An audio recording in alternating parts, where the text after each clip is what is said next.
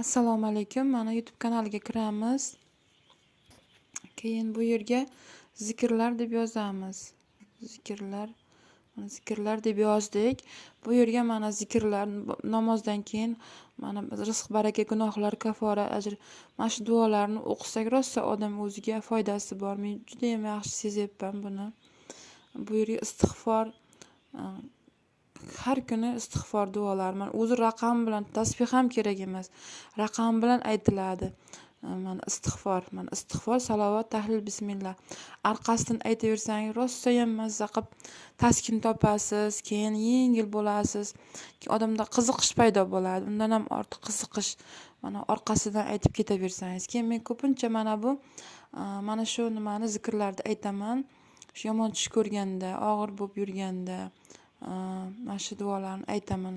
Har kuni yoki xufton namozidan keyin yoki bomdod namozidan keyin mana shularni aytaman.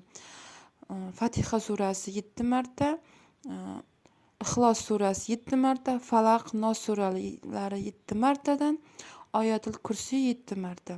Mana shuni o'qisangiz qalbingiz shunchalar ham poklanadi. Umuman tushlaringizga yomon tushlar kirmaydi. Nimaki niyat qilsangiz erishasiz. Faqat har kun o'qish kerak buni, mana shuni. Mana shu odamni orqasidan men o'qiyveraman. Rosa ham borku rohat qilaman-da. Mana shu orqadan odam o'qiydi, orqasidan o'qiyman. Shunaqa yengil bo'laman.